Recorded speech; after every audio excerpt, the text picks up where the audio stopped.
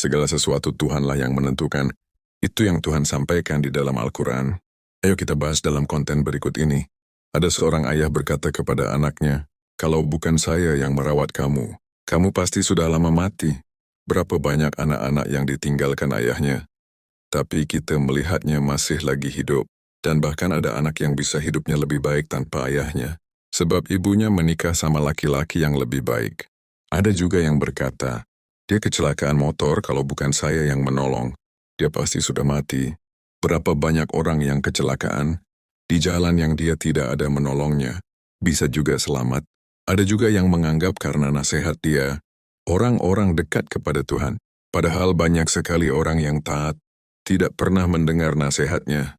Di dalam Al-Quran Tuhan berfirman, "Jika kamu tidak mau patuh pada perintah Tuhan, maka Tuhan akan datangkan hamba-Nya yang lebih patuh dan lebih taat." Tuhan itu Maha mengetahui, Tuhan juga yang menentukan.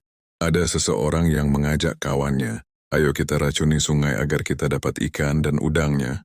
Lalu kawannya berkata, "Tuhan melarang kita membuat kerusakan." Kawan yang mengajak tadi berkata, "Kalau bukan kita yang meracuni sungai, orang lain yang akan melakukannya."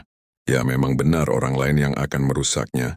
Perlu untuk diingat, perbuatan kita bukan untuk memastikan, sebab Tuhan sudah tahu kapan sungai itu akan rusak. Dan tidak ada yang mampu mengubah kerusakan tersebut, sebab semua ketentuan ada pada Tuhan. Perbuatan kita hanya sebatas keterlibatan.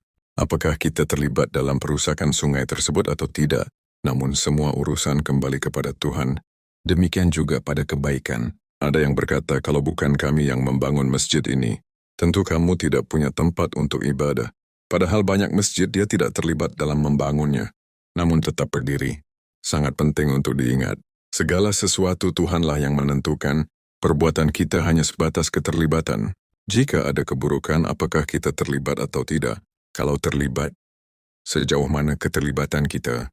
Demikian pula di dalam kebaikan, kita mau terlibat atau tidak. Kalau terlibat, sejauh mana keterlibatannya? Manusia nantinya akan dipisahkan. Siapa-siapa yang termasuk terlibat dalam dosa, mereka akan dikumpulkan bersama dengan pelaku dosa lainnya. Dan orang yang termasuk terlibat dalam kebaikan, dia akan dikumpulkan bersama orang-orang pelaku kebaikan lainnya. Maka sangatlah penting untuk kita memperhatikan keterlibatan diri kita. Jika ada kebaikan, libatkan diri kita walau sedikit.